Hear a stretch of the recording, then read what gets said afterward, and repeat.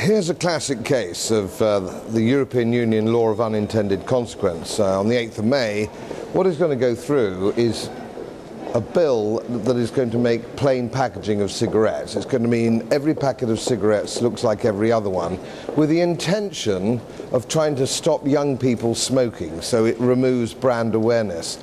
And this is absolutely classic of the European Union. Of course, what will happen is that there'll just be one plain pack, and it will increase counterfeit cigarettes. How could it not? Everything's going to be in a plain pack.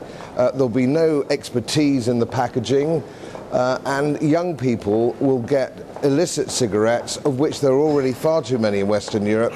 Round about 40% of all tobacco products are illicit or counterfeit, and this is absolutely designed to help that process. Sometimes I wonder if the members of the committee driving this through aren't in the pay of counterfeit cigarette manufacturers and importers, because it's difficult to believe anything else, frankly. It's difficult to believe anything else. We've had people over trying to explain it to committee members, trying to explain it to members of the European Parliament, but they are so obtuse it's unbelievable. And if you want to get my point, you could do no worse than listen to Bill Newton-Dunn, who is driving this through. He believes this is a good idea because he lives in a little funny world all on his own called Planet Zog. Just listen to this presentation and you'll see what I mean.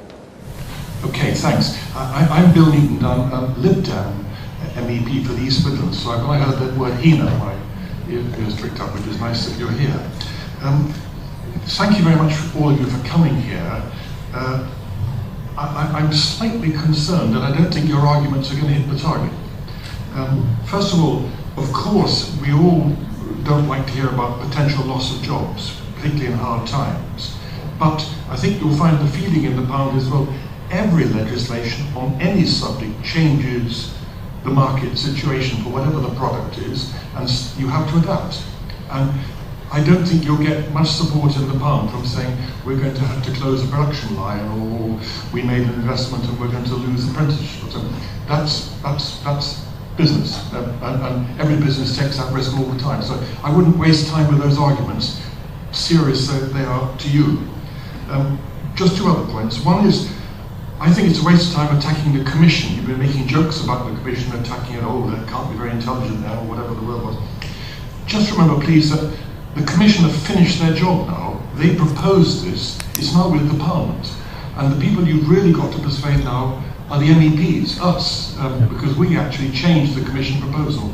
We made the decision finally what the proposal says. It's not the Commission, they drafted the original thing. So don't waste time attacking the Commission or laughing at them. It's not their baby any longer, it's us now, and you really should be talking to us, which you are, which is a good start. And thirdly, the point, I think it was Mike at the beginning from HENA, but it could have been several of you said, talking about counterfeit. Now, my main activity in the Parliament is on the Organised Crime Committee, where we're looking at the effect of organised crime, including counterfeiting, including tobacco, all over Europe. So I've been following this a bit. Counterfeit cigarettes will still be sold in the UK, whatever the packaging, or no pictures on it at all, because they come in through Kaliningrad, through the eastern borders in enormous quantities. And the point I think you said, Mike, about 4 people at Felixstowe, correct. The problem is there is no law enforcement to stop this stuff. 2 containers out of 100 are ever checked at the borders. Most of the stuff comes in, whatever it is. And so the counterfeiting will continue to come in and will continue to be sold, whatever the argument about the packaging is. So I don't think that's a valid argument. I'm very sorry, but I'm very glad that Bill Newton-Dunn came. I'm delighted he came, because that is the voice of this Parliament. To be crude, he doesn't give a shit about your businesses or your employees. He doesn't care, and he said he didn't care. He's no interest, and why? And why? Because he doesn't have to face your employees in Bradford when you close down, or Sweden, or Derbyshire. He doesn't have to face them because nobody's ever heard of the man. They don't know who he is. And that is the problem. That is the problem. He doesn't really have to face an electorate in a constituency and apologise face to face for closing down a business. Personally, I think that is a disgrace. That's a disgrace that he could say something like that. He doesn't care. But it's in your hands. Somebody elected that man. Somebody elected that man. I don't think he'll be around in a year's time, though. He's a Liberal Democrat and their days are numbered. But that's what you need to consider when you go back to your factories. Who's looking after you out here? Not the Liberal Democrats. Thank you for coming and a very safe journey home.